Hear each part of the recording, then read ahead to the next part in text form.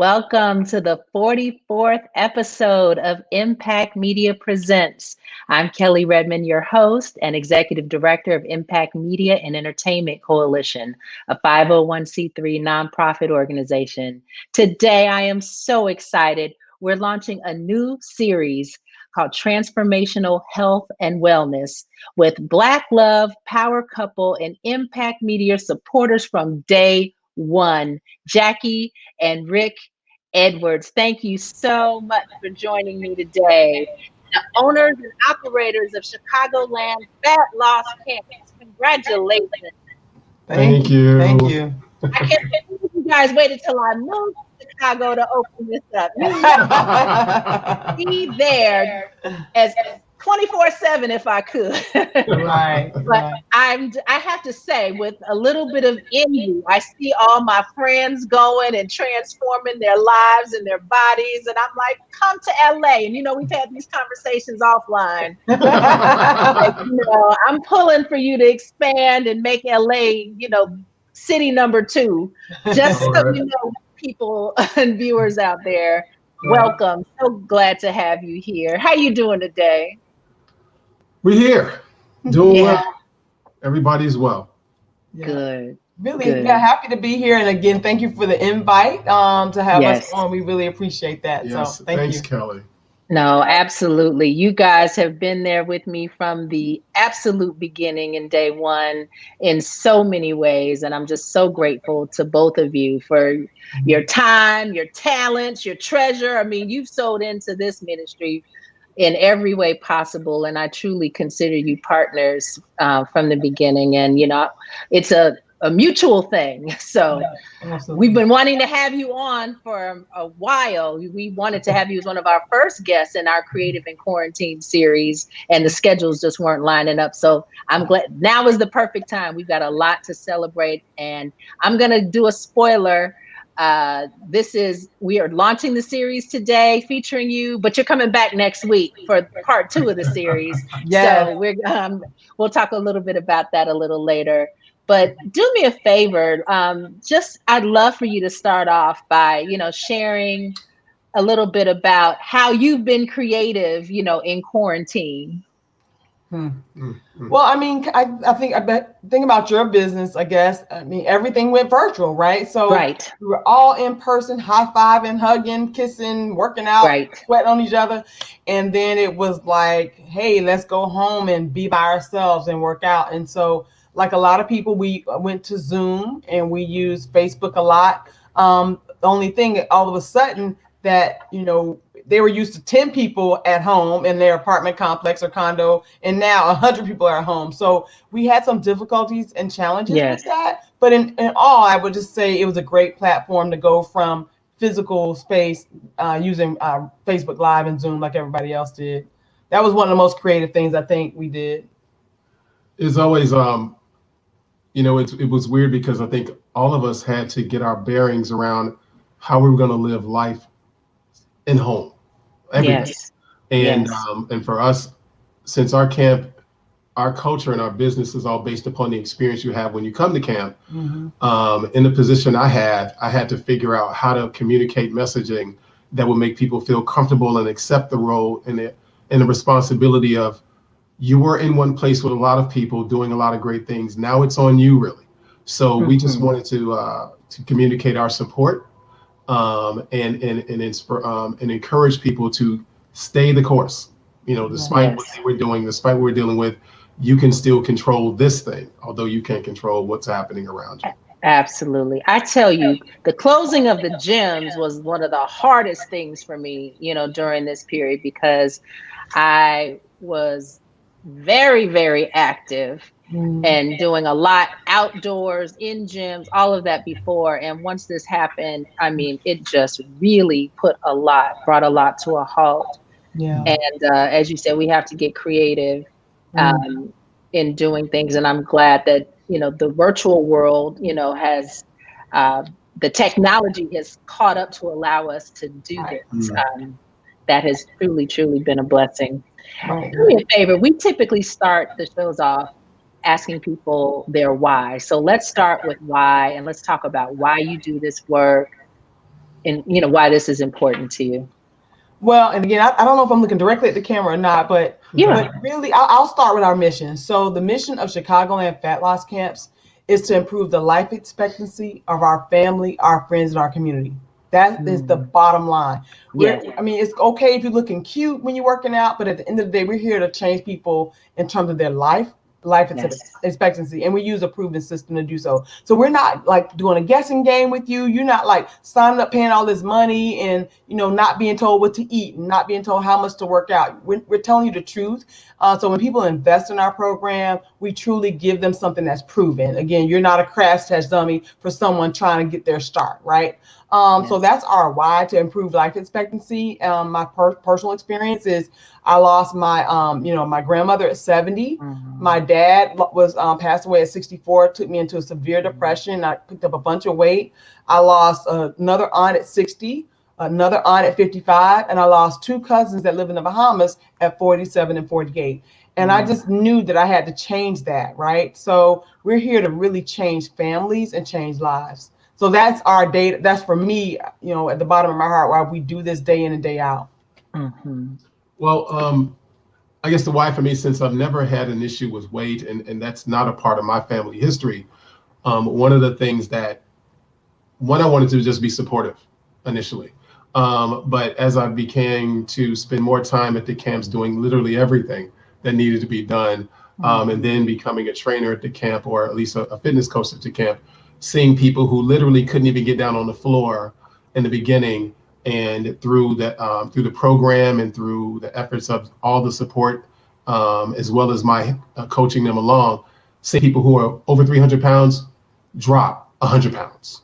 Seeing people who were older and had knee problems, now they couldn't do a burpee before, now they're doing burpees now. So to have that kind of experience and to see people make such a commitment to their life, and it's just amazing. And it was to see, we have these things called way outs that happens at the end of every 6 weeks. It is something to see people cry, run, shout. People who were cynical in the beginning, now they're telling everybody they can tell about it. It is amazing to see that kind of thing happen, and I can say that it is worth it. It's been worth it. Absolutely. I'm going to flash the picture again. I want you to tell us about this success story of yours. Yeah. So this is Donetta Harrison. So a little bit about her story. So she is in a situation where her basically health was at a turning point. Again, similar to me, like I passed out on the flight. And so I feel like that was God saying, hey, get your act together. So she's in the hospital for like 10 days. And she just kept thinking, like, her doctor was saying, hey, you have to get your health in order.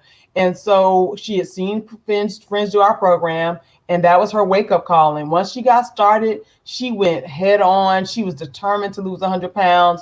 And she's actually one of our what we call care coaches. So after people have success with our program, they stay on and help encourage and nurture other people. So just like how you give, like I gave into her to help her through her journey, and other people did, now she passes on her encouraging words and her journey to other people. So we have a care coach program that allows you to support. Once you've achieved success, you pull somebody else up as well. So I love that. That is so important. Yeah, it's important to pay it forward. It's hard. It really is.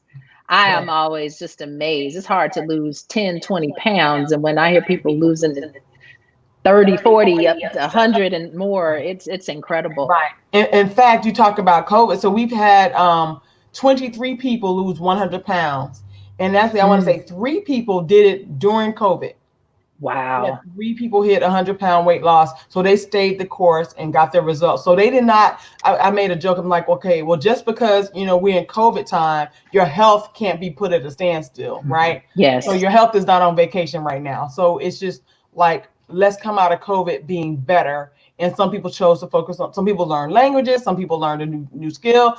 You expanded your business. Some people chose to work on their health. So, yes. Have you noticed that some of us who were really more into our fitness, when the challenges came and all our go-tos were away, like I noticed that some of my friends, we struggled more than those who hadn't been doing it, who were able to pick it up and make it up. But it's like, being kind of spoiled with having your routine and kind of your regular go-tos. Yeah, change is hard. So you're right. So like that change, yeah. It is. I just thought about something, Jackie. We met as leaders in the healthcare industry working for other entities, and now here we are still doing this work around health and wellness and advancing equity for Black people in healthcare. And I'm like just having one of those full circle moments. Yep, absolutely. So it's just amazing. Tell a little bit about your personal journey. You talked about, losing weight, but you did a transformation yourself. We should have your pictures up here too.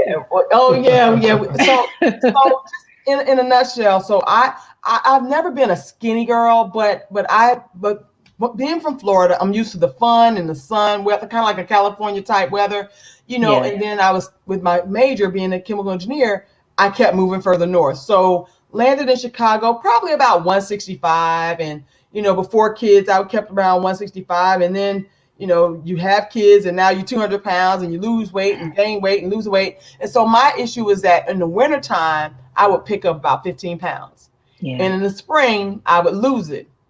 And then I would find it again every fall and winter. That's what I call it. But I met a trainer and I paid this trainer $2,000. He was coming to my house physically, dragging me waking me up, working me out, and also give me nutrition. Because a lot of trainers, again, not anything's bad with trainers, they'll work you out, but they don't tell you what to eat. They'll say, what did you eat? Versus saying, eat this, right? And so I was investing money in that. Lost weight was great. But when I hit 43, I actually went through menopause. So I lost this weight to get sexy for my 40th birthday, went through menopause, picked it all back up. And like I said, when I lost my father, 64 years old, after years and years of being on high blood pressure medication, blah, blah, blah, it was very tough. I went through severe depression and I went from like 180, because he don't like me get too small. So I was about 180 or so, and I gained like 40 pounds in 8 months. It was horrible. And I passed out on the flight. I was headed on a project to go work for L'Oreal with a major consulting firm. And I passed out in flight, first class. It was so embarrassing. But I just said, God, please, before don't let me die. I promise I'm gonna change.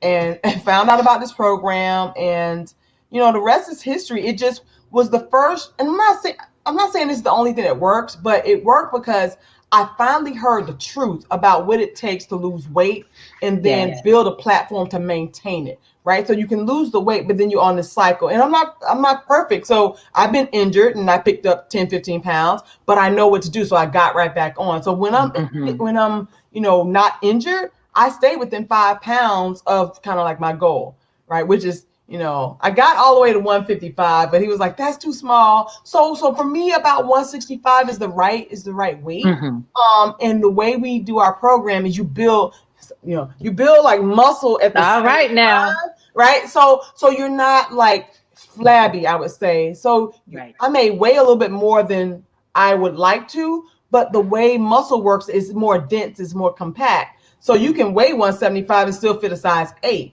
right? Because again, it's just based on, so think about The Rock, right? The Rock, I think, is 300 pounds, right? Oh, wow. Right. So he would be considered obese for his height, but he's like, I don't know, probably 80%, 90% muscle, right? So he's not obese because it's based on how much muscle you have. And so I may be 175 right now, but I have my muscle, I think my percent body fat is like 25. So for women, that's good for my age, especially being 49. So, so that's kind of my journey. And I think the biggest thing for me is that I didn't want to, keep this for myself. I took a chance, reached out to Travis Garza, who's the founder in Oklahoma. And I was like, hey, I love your program, but I didn't want to work out anymore at home. This is crazy. So we were like full circle to your point. It's like I started out working out on the road, full, traveling, doing this. And here we are doing it virtual, but I'm proof that it works at home. Right. Yes. So it's a double-edged sword because people try to complain. I'm like, play the violin to somebody else. I did it traveling. My first challenge, out of 42 days, I traveled 21 out of 42 days and still lost my 20 pounds. So when they come to me with excuses, I'm like, Sorry, wrong one. It's like when your kids say, Mom, my stomach hurt. You're like, well, my stomach hurt too. I'm still going to work. Right. So that's kind of like my personal journey. So how do you both think we can expand the acceptance of this notion that we have to invest in our overall health and wellness? You take that one. Wow. Restate that question again.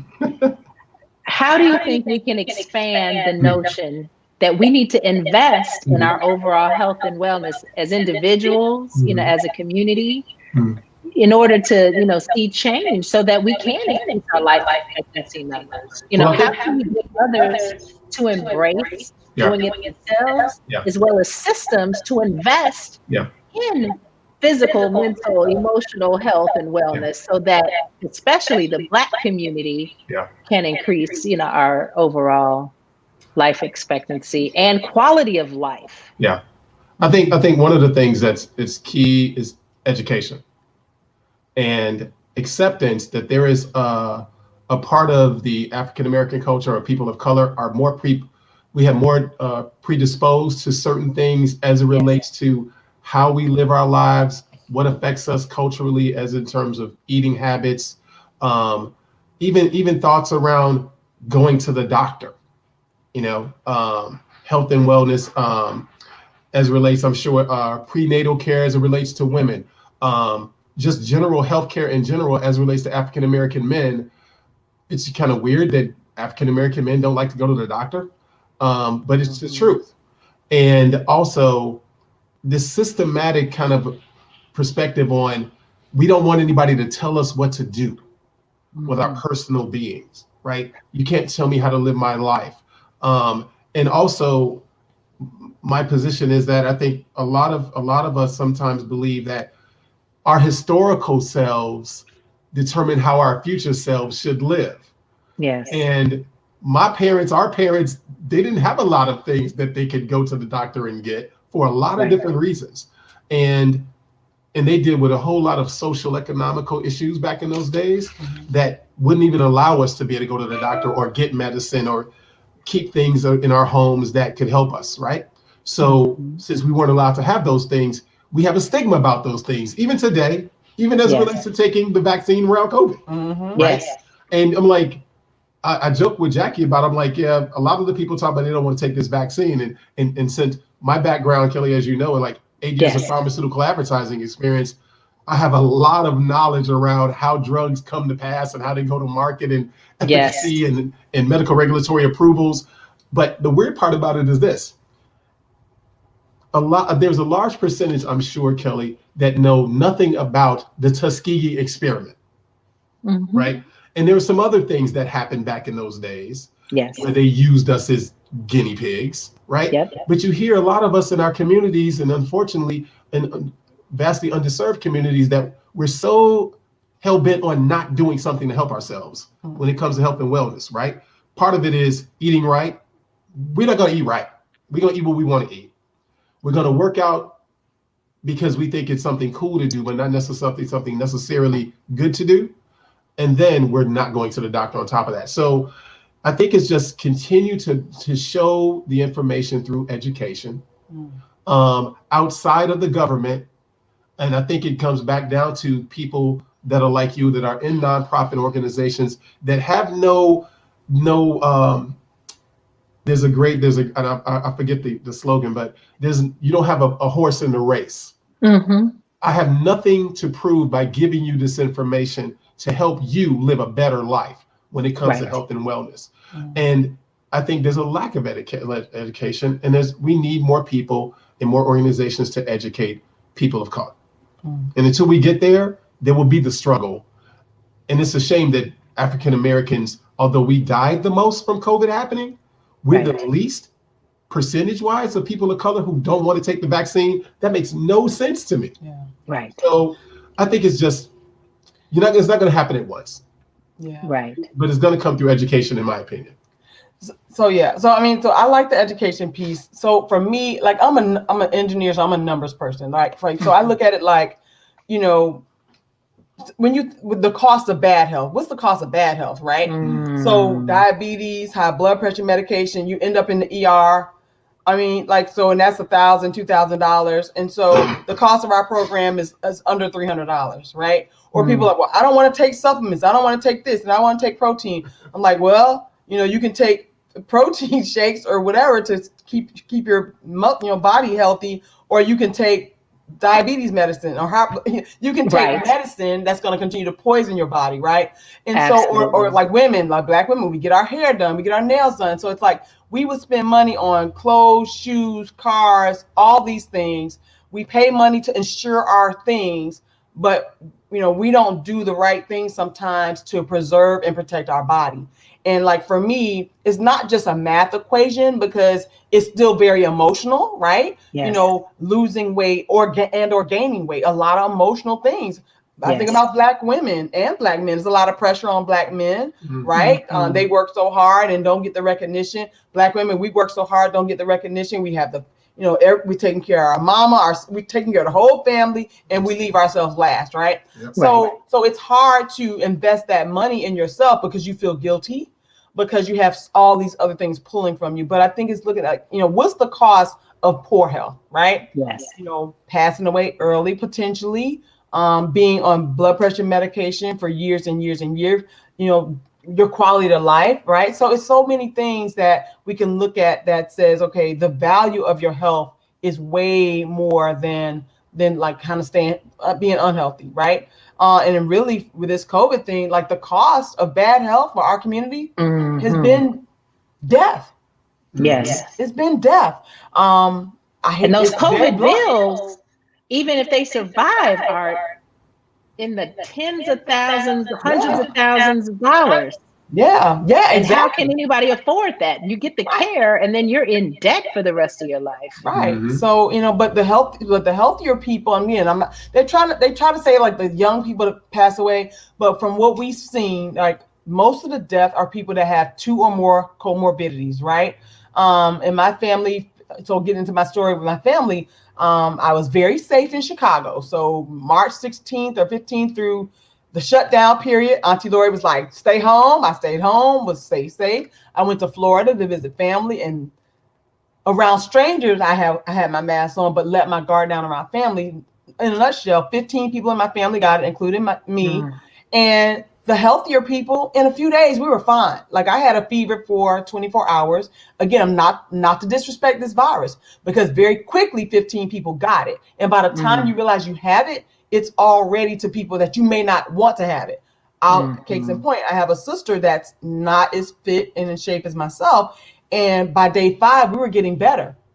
By day 5, she went downhill big time. And so the respect for this virus is this: if you're not healthy, again, not saying this to happen in all cases. In the case of my family, the one person that was the most unhealthy ended up in the hospital.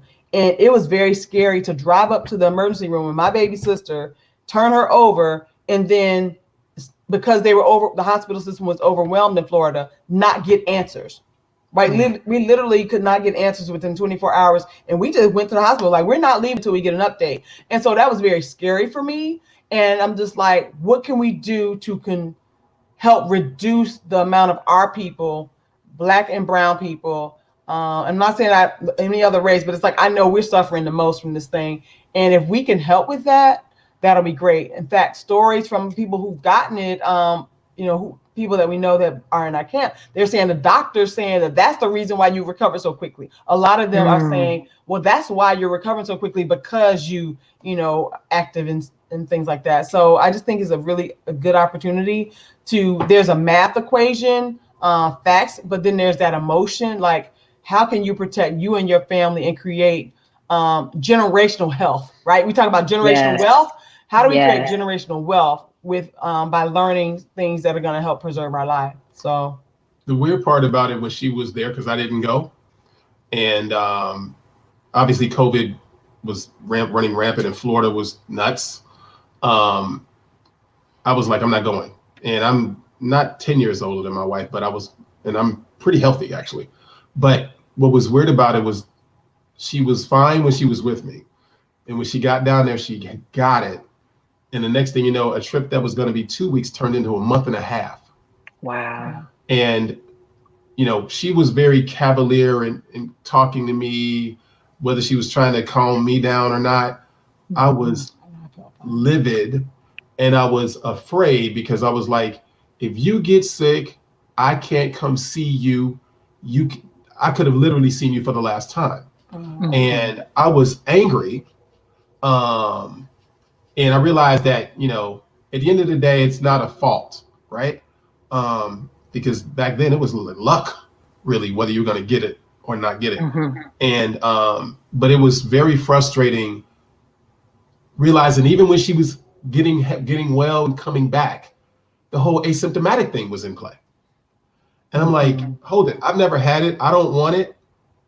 He was like, stay. What about you though? Like, you know, there was not enough education in terms of information. Like when she comes back, is she over what she got? Can she give it to me? Inconsistent. And it was very stressful. Yeah. As much as I was glad to see her home, it was very stressful for me to be like, okay, now I got to guard myself against my wife. We wore masks for like about what, 3-4 days or something? Yeah, something like that. It was, yeah. I spent some time of distancing from her. So, yeah, it's a lot to consider. The asymptomatic thing is nuts. That's all I can tell you. Right. We had that in my family too. So we had the range. We had everything from no symptoms at all. My son laid down for 2 hours. He's like, okay, I feel better. And he was fine. Yeah. And we had friends who died, like literal people we know, going to the hospital for a week and they're gone. And you're like, our part, our Sora, Nakia, I didn't mention Nakia and Samuel Mitchell. They are our partners in fine, not crime. They are professional. He's an alpha, she's a Sora, like a delta, and she unfortunately lost her dad earlier in the pandemic, and so she doesn't play. She's like, people need to follow the rules, and for her, it's no compromise on our rules. But she lost her father, and you know, we had just finished celebrating the 5-year anniversary of my dad passing, and me finally kind of, I wouldn't say getting over it, but just kind of getting to a point of peace, right? Yes. Because I'm never gonna forget my dad, but I got to a point of peace. We literally did that on May 2nd or 3rd, and then 20 or so days later, she lost her dad, and I was just like, it's hard to comprehend. I'm like, are they watching out for us? Like, I don't understand the purpose, but only God knows. But she lost her dad due to COVID, and so she's trying to be safe for her mom. So it's a serious thing out here. Yeah. So I don't want to undermine how serious this virus is, just because out of the 15 of us, 14 were fine, and one didn't, was pretty bad. But it's a very serious thing, and we have to figure out how do we reduce our chances of a severe case of COVID. If you're not going to take the vaccine, what are you going to do when it comes knocking on your door and you overweight, diabetes, and high blood pressure? It eats those people alive. Yes. One thing I want to make a point, Jackie. So your younger sister, the one you said that had the toughest time, she is alive and well, correct? Oh yes, yeah. So she made I want to just complete that part of the story. Yes, you're right. I'm still yeah. So she made it through, but it was early so we had this oxygen monitor. So that's what I wanted you to get to. Yeah, we had an oxygen monitor, and so again, just the series of events. So day 5, when most of us were getting better, she got 103 fever. The coughing started. By day 7, her oxygen went down to 98. By day 11, her oxygen was down to 94%. And so once it got that low, it was like, let's go to the hospital. And the doctor was like, we went right in time, because the virus, or at that point, it becomes bacterial where it starts to get into your lungs. They gave her something. And apparently, because we were calling and texting her so much, they took her phone. And so that's why we couldn't get an update. And plus, you call the nurses station, they have all these COVID patients. They cannot get to you. You're one of 1,000, right? It's my person that's important, but and then we went, like I said, but she's fine now. So she was in the hospital Friday, Saturday, and Sunday. But we were not on Saturday afternoon when we did not hear anything in 24 hours. We stayed to the hospital and we did not leave. We're like, you have to call the police. We're not leaving until we get an update. But yeah, so she's fine now. And that's what we have to do, right? That advocacy is so important, because in our community, we don't know to do that. Absolutely. And how to do it effectively. Yep. Can you speak a little bit about that for the viewers? Because that is so, whether it's COVID or anything else. Absolutely. And so how I took, so when I got it, I wanted to come back and really tell everybody, but I said, let me just hold back. So I chose to do that post yesterday. And when I did that post, somebody reached out to me and I said, have you checked your oxygen level? The person had not checked their oxygen level. And he and I, we got in the car, we drove 10:30 in the morning. We dropped off the oxygen monitor to one of the people that we know. And I didn't hear from her at 12 o'clock. And I'm like, what's going on with you? And she finally sent me her finger at 1:30. It was 93. We were like, get to the hospital. And when she got, and I text her, here's what they should do. So they put her on 2 liters of oxygen while she was waiting, which is good, right? So they got her up to 98% from 93. And I said they should I said, hey, they need to do a chest x-ray. So I was like, make sure they do this. I'm like, they did an EKG. I don't understand the EKG, but okay. So I'm like, make sure they do a chest x-ray and they should give you something to start to attack. Now it's a bacteria, a virus at first, but then it becomes a bacteria. And so they should give you something for that. And they should give you this. And so I was just trying to help her understand what she should ask for and what she should demand. Like an EKG, I'm like, what? I guess maybe to rule out a heart attack, I guess. I don't know. And then, and also blood clots, because a lot of people get blood clots too from this. And so I was advocating for her via text, but when it came to my sister, I went down and we're not, my sister, myself, and one of my other cousins, we're like, we're not leaving until we get an update. And the head nurse called us, and everybody was calling us, but we were not going to leave until, and I think his brother was in the hospital with it too. Again, early on in March, they were sending him back and forth, back and forth to the hospital. Oh, you fine, and so a lot of people, they were sending back and forth to the hospital. But that advocacy is very important. And we also have sorority sisters that work for the health department and are nurses that can give us some additional guidance and information. Also, we have a lot of AKs too. The sisters help us out. A lot of people that are nurses within our camp that we call and ask to as well. So we're not doing it on our own, but definitely you got to advocate for your people. And I think early detection of a problem of low oxygen level is key, because we sit home too long, drinking hot tea and rubbing Vicks on our chest. That stuff doesn't work on COVID. No. Yes. No. Thank you for saying that. Get to the hospital. No. One of the things, Kelly, that stands out, like you probably noticed, I was coughing background. I have allergies, and certainly, if you didn't know I had allergies, you'd be like, "He's coughing." That's a symptom, right? Right. And a lot of times in our camps, you could have symptoms of COVID and not even know it's COVID. Right. Right. And it's a cough. Oh, but the telltale sound is a no taste, no smell. If it's no taste, no smell, that has nothing to do with allergies. You need to go see somebody right away. Right. So it is wow. It's been a really interesting experience. And yes, I have had people close to me. My daughter, like your daughter, Kelly, is very tall. My daughter's 5'11". My daughter is overweight. And I tell the story all the time. My daughter, when they were in school, she walked 25 miles a week in school. She carried like a 15-pound backpack. And she's never going to be a little girl. But now that COVID happened and we all been shut down for like 9 months, that's activity every day to no activity at all.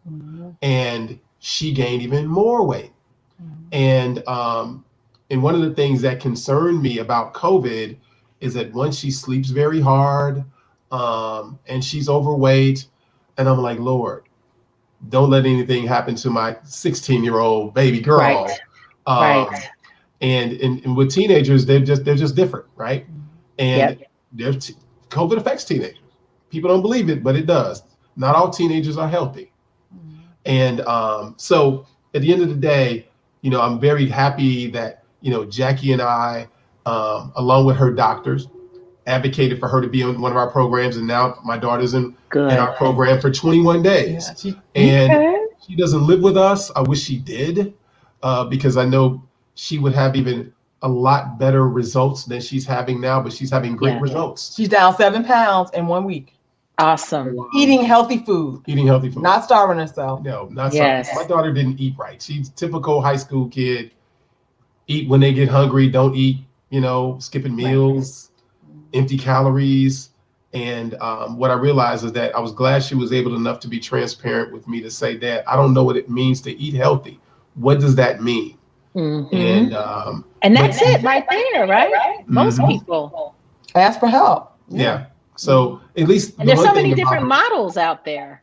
There is, and you know what? And they do work, but they may not be sustainable. Right. And don't you think different models work for different people with different issues? So you really have to know what works for you. Yeah. Right. You do. Yeah. You do. So for her, she would outright tell you that she feels she's lazy in terms of activity. And I'm like, yeah, okay, that's fine. And I just basically try to encourage her. You need to find out what thing you like. Is it the jumping jack sit-ups, burpees? Is it the bike riding thing? Is it the walking thing? And you need to go do it full out. And that be your thing. And that's okay. But you can't be a young kid and not be active. Yes. And so I'm glad she's doing her thing. I'm glad she's adhering to what the instructions are. I told her she doesn't have to be perfect, but you do have to develop a lifestyle of caring about living healthy, eating healthy, being healthy and positive in your head, and seeing yourself someplace. Because I'm sure the ladies that are and the men that have lost over 100 pounds, they saw themselves different. They didn't know they were going to reach 100 pounds, but they saw themselves different than where they were today. So my encouragement to my daughter that I try not to harp on is, what's your goal? Work on your goal. See yourself making your goal. So I hope that she continues it, because the healthier she gets, the stronger she gets. Even if, and she's a kid, right? COVID could come knocking on her door, right? But it does not discriminate, but it does discriminate. It discriminates and affects us more, but it doesn't discriminate where it can affect anybody, no matter your income, no matter. Absolutely. It's the unhealthy people. Like I said, them people, it eats them alive. It get them people. Yeah. So, yeah. Rick, I want to go back to something that you said, segueing into this COVID conversation about Black men and Black people in general not wanting to be told what to do and how to act. And we've seen this, and this COVID has become widespread because people do not want to be told what to do, do not want to alter how they live day to day. And it just has to stop. We were forewarned that it was going to blow up this time of year. Yep. And people just were not compliant. And that's why we're in this mess. And those of us who have been compliant are pissed. I'm one of them, about how other people have been so cavalier about their behavior, putting us at risk, by not wearing their masks and not, being socially distant and respecting the basic tenets that, were put forth early on that could have, prevented it from becoming, to this scale. And so I want to say, as it comes to health and wellness, just a little bit, about my journey, touching on some of the things that you said. Right after I had Jada, I also realized that after, gaining weight from pregnancy and it being harder to lose as you're getting older, I had her a little later. And I noticed, I had a revelation. I said, I'm investing more in my dead cells, my nails, my hair, my clothes, than I am in my living cells. Yep. And that, I was in the hair salon one day, and I'm like, I'm not working out as much because I don't want to mess up my hair. I still have that issue today, even though I went natural 5 years ago. If it's, COVID has brought everybody more into the, especially African women, into the natural world. All women, quite honestly, not being able to go to the salons either. I ain't spending no money on it ever no more. So that was one thing. And since I moved to California, I get teased often because I did make a shift in my diet and how I eat. I started eating more healthy, incorporating more vegetables, having vegetarian meals days, vegan meals days, and people, especially the guys, tease me all the time about, oh, there you go with your eyebrows, and there you go with your That's horrible. It really is, but it's like, and you try to get them taste it. It's good. You're not going to be able to tell them, no, I am not. They adamantly refuse to try it. And it's like, we've got to be more open to healthier options. And so I just implore everyone that's watching, to be open. The plant-based alternatives like Beyond, that has worked very good. And it's a good option. I don't know. Trader Joe's was my happy place before COVID. Right. I have so many things that I love there.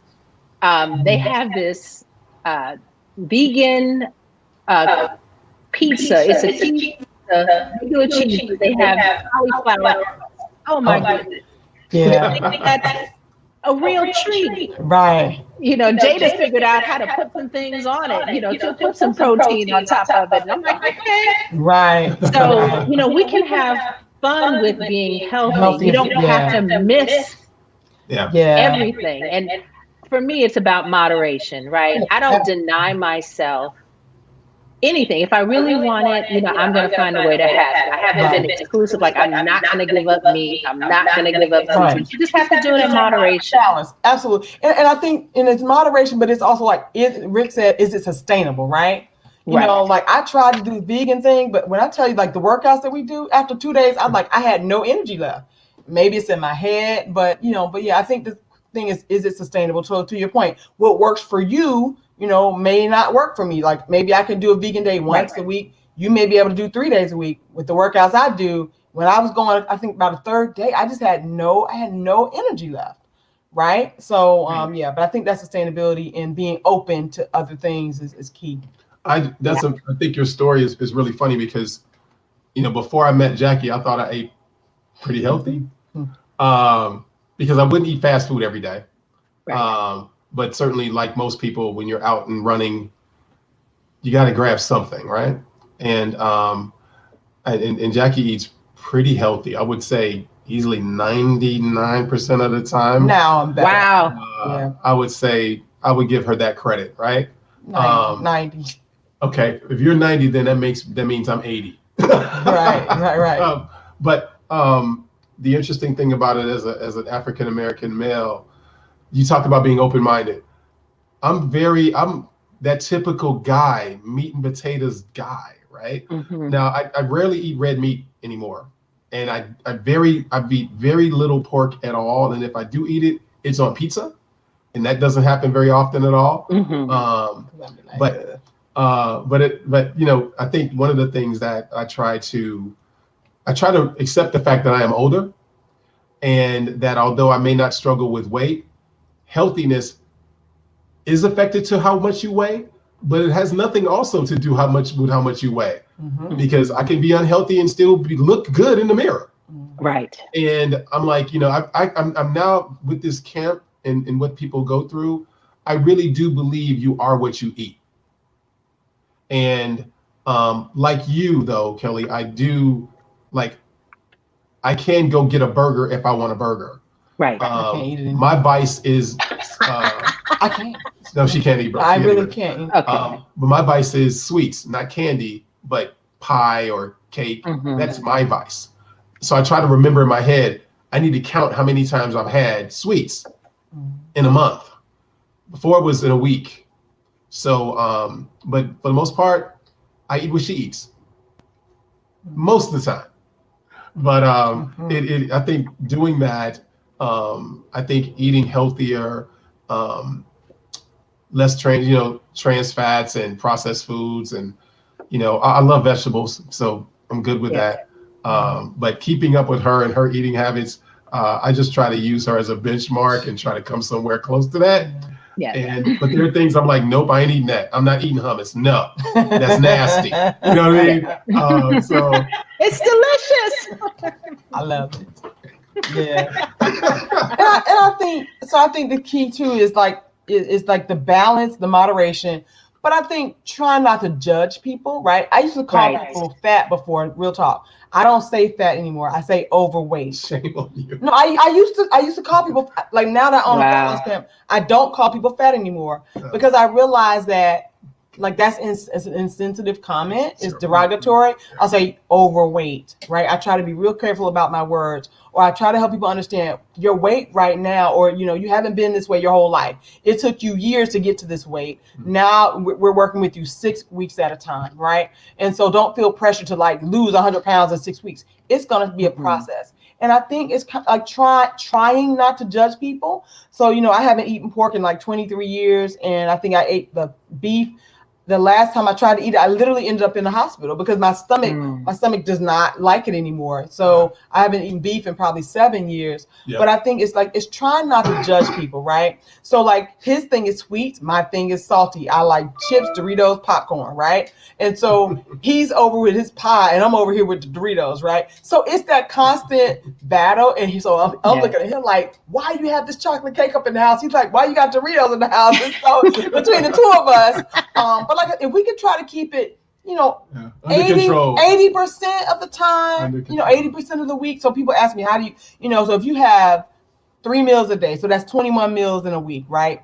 If you can keep about 18 of those meals, I don't like to say diet. I say fit food, fit for your body, fit for your mind, right? So if you can keep 18 of those meals fit food, or, healthy food, sensible food, whatever word just gonna make you feel better. But I don't like the word diet. Because diet means I'm doing this forever, right? And so keep, 18 of those fit food, and those 3, kind of do some other stuff, you're fine. But when you start to shift to half and half at our age, it don't work, right? When we were 25, it took me like 3 days to lose 5 pounds, and I was fine. But, now it takes you 5 months to lose 5 pounds, right? So it's that balance. And then trying not to beat yourself up, right? If you slip up, realizing that tomorrow is another day to eat another 3 to 5 meals that are healthy, right? If you have a fun weekend, I don't say bad weekend. If you have a fun weekend doing too much, you have Monday you can get back on track. And so I try to tell people you're only a day or a week away from kind of undoing any fun activity you're having, right? Undoing that fun. So because when you beat yourself up, it creates negative emotion, negative energy, and it actually makes you want to eat more, believe it or not. Yeah. You get into that negative psychology, it makes you feel bad, and to feel good, you want to eat. You want to eat cake, pie, whatever, to make you feel good. That's self-soothing. It's interesting, very interesting. The whole gerbil wheel of weight loss. Right. Yeah. I want to give you both. I mean, I've known you both for a long time. And it is just so beautiful to see you. I introduced you as a Black love power couple, but just to see it come to light, even in this interview, how well you complement each other, in terms of the business partnership, the way you are in your family. It's beautiful to see and to know you. And so I just want to mention that, because with the Positive Impact campaign, we're all about promoting positive images. And I just want to uplift you and acknowledge you as a beautiful, loving, couple and partnership. And it's just such a blessing that you found each other. Yeah. I want you to speak to that just a little bit about how life is better with a partner, and in all these aspects where you cross over. And it's just been beautiful to watch over these, I guess it's been about 12, 13 years. Yeah.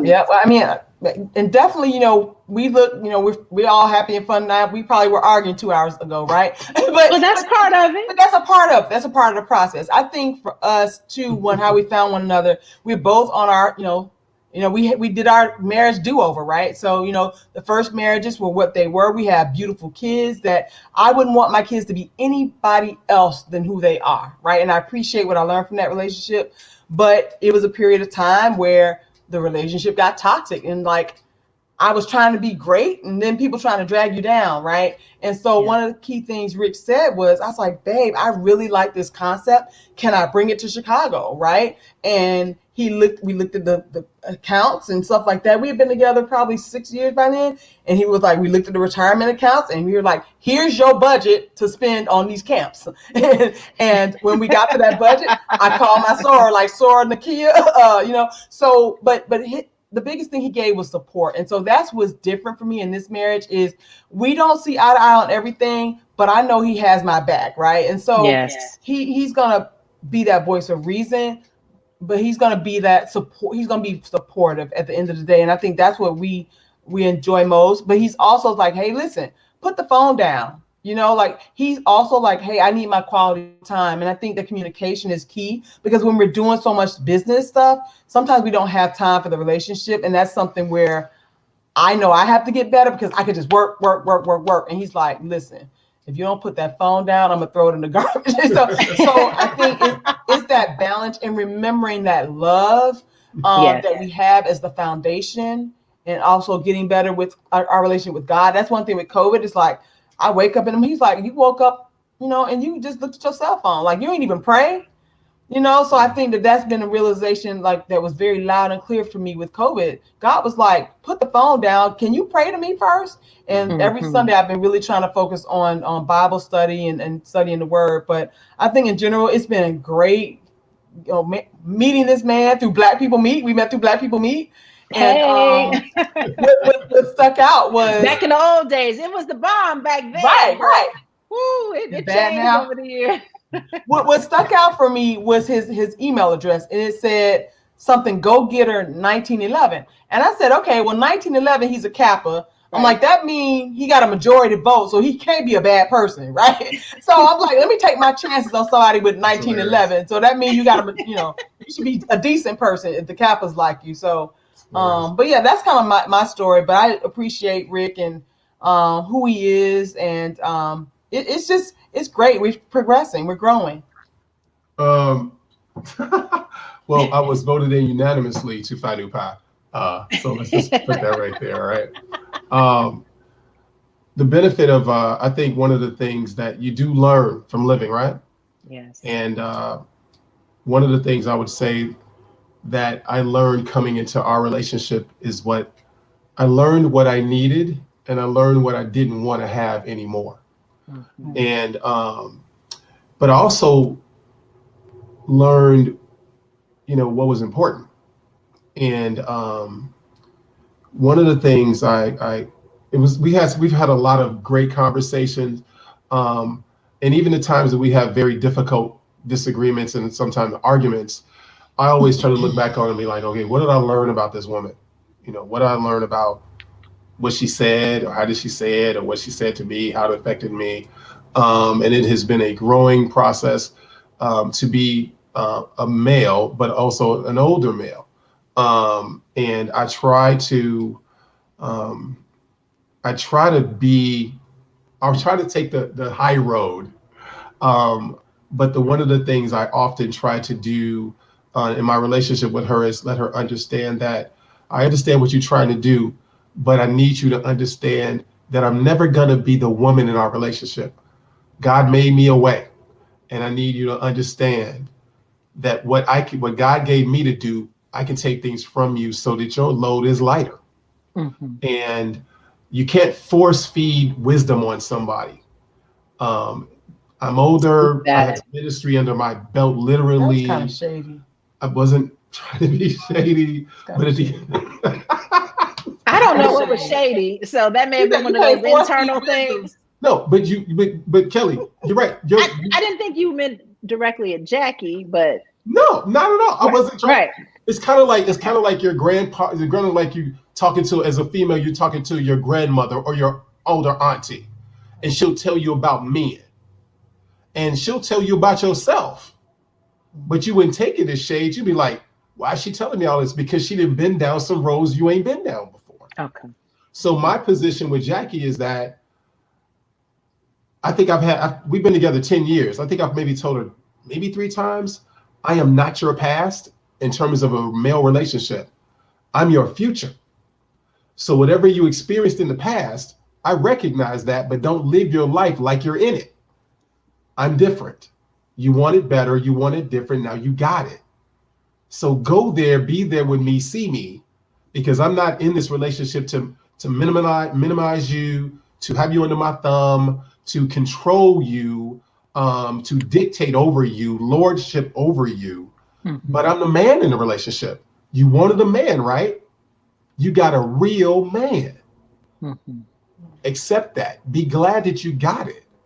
Because you can see a lot of people who are older, they are very immature as men. And they don't have your back very much so at all. They're in it for them. And I wasn't raised that way. And my position was, okay, I know I love you. That's not even a question of do I love you? The point is, do you believe I love you? And I'm not required to be perfect in this life. So guess what? We're going to have some disagreements. I'm going to make some mistakes. I'm going to say some wrong things, but it don't mean I don't love you though. Yeah. Just learn me as I try to learn you, because I'm still learning me. Yes. Aren't we all? We should be. And we're evolving and changing as we age. Yeah. But she's taught me a lot in our relationship. She's taught me, I'm glad I've learned a lot from her. Literally learned from her, because I have no problem on my ego saying, I don't know that. Can you show me? And I've seen her, I've learned, some things that I'm like, that's interesting. But I've also learned something like, I really love that about her. And I don't have to be in the forefront. Yeah, I'm the owner of this company as well as she is, but I want people to hear her story. I want her to own the role of being the CEO. It's her story, how we got here. And I want her to accept that, but I also want her to understand that there's a target on your back and not everybody gonna like you. Accept that too. But one thing we have in common is that God is what has done this. It is not by Jackie's story. It is not by my support. It is only God that has brought over 5,000 people through our doors at this point. Wow. Having 7 locations. What a blessing. That's only God. You said how many locations? 7. Wow. We have Atlanta now. Oh my gosh. Okay. Yeah. So we're going to have you back next week. We're going to do some go deeper into nutrition. We're going to do a demonstration. But before we close, let's talk about those locations. Let's talk about how people can find you. And then we'll be back same time next week on Wednesday to continue this. And we're going to have a little more interactive fun and lessons along the way. So let's see if we can remember. So we have alphabetical order. Yeah, me too. So Atlanta area. So in Riverdale, Georgia. So 15 minutes south of the airport. We have Bolingbrook. So west suburb of Illinois. Chicago on 95th Street in the Dan Ryan. So we're we right there. 94th Street, 95th. Right. We right there. Right off the Dan Ryan. Right off the exit. So you know where we are. Really right off the exit, for real. So LMNO. So Lansing. So we're Lansing, Matson, Oak Lawn, and then South Holland. So South Holland was our first location. And again, we're in communities, I don't want to say underserved per se, but we're like where the big box gyms may not necessarily be. We chose locations that are not, we could have gone to Frankfurt or Orland Park or Northbrook. Hyde Park. Yeah, we could have gone to the next areas, but we chose to go to those areas that were not as popular because we wanted to bring something to where our people were. Because what we found, like the data shows that people pretty much only going to drive 5, maybe 10 minutes to go someplace to the gym. You don't want to drive 30 minutes to the gym. And so we didn't want to put it in Orland and have people from the south suburbs spend more money in Orland like we're doing right now, which is crazy. But okay, but we didn't want to put not one more thing in Orland to take away the money out of the Matson, South Holland area community. Our choices are very strategic. We've been asked countless times, could we come to a area? When are you coming to an area? When are you coming to an area? And as much as they would need it, everything has to align. It's a business at the end of the day. And, we are very thankful, and we've been very thankful that the program works. It just works. And we've been very fortunate to have some people that are close to us that we trust to bounce ideas off of. And I can say on record, and I'll say it again, I've said it before, we're not in this for money. We're not a nonprofit. The bills have to be paid. But we don't get up in the morning thinking about taking money from people. Yeah. We hope and we pray and we work towards them having a great experience. Yes. Because once they have a great experience, they're gonna tell somebody. Yes. Right. So we're gonna change more lives. We're gonna change lives. So we are in some underserved communities, right? But that makes sense though, business wise. So I think as we go forward, and now we're fully virtual, and we're getting even better at that particular channel of communication as we get out there and giving people what they want, and hoping they're enjoying it. But we're also learning a lot about those who say they want to work out at home, but when they get in it, are they really want to work out at home? So we have a lot of discussions around that piece too.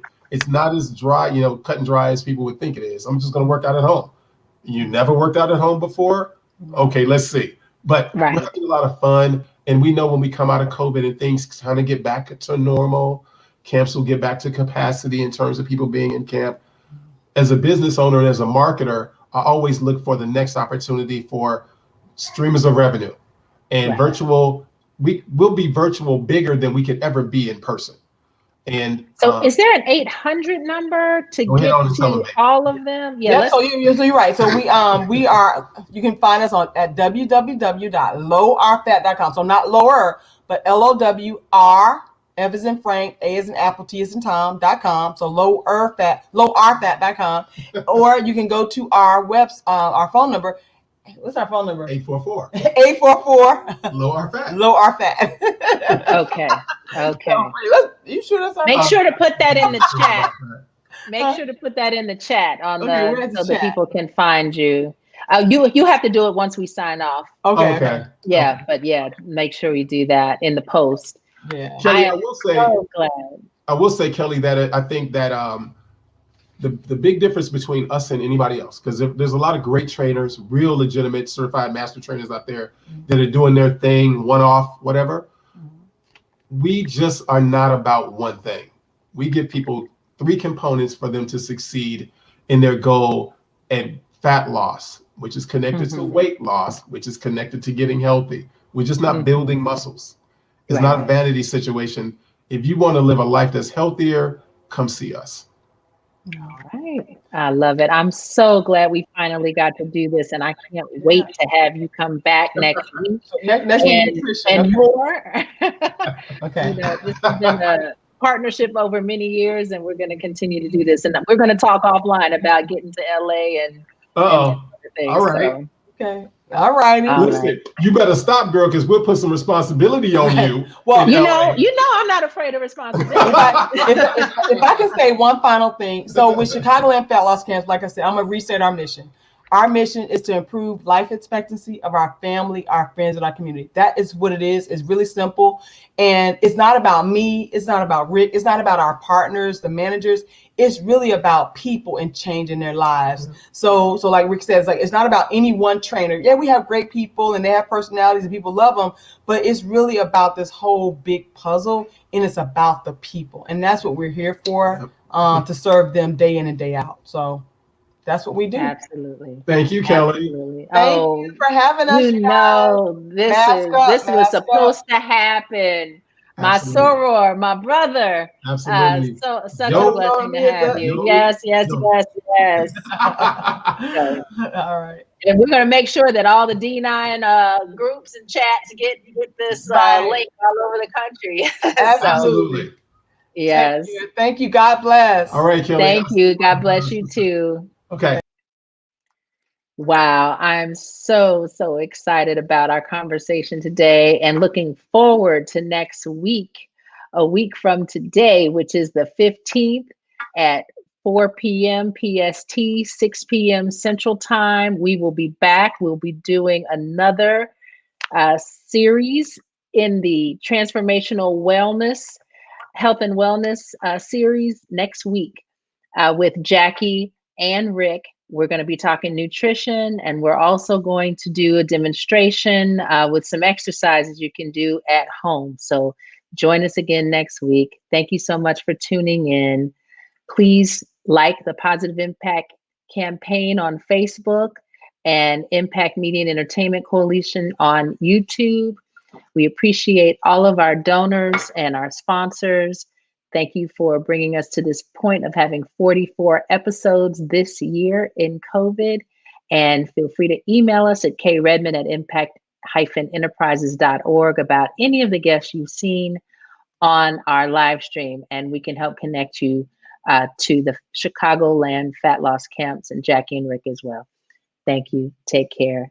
Have a wonderful rest of the week. God bless.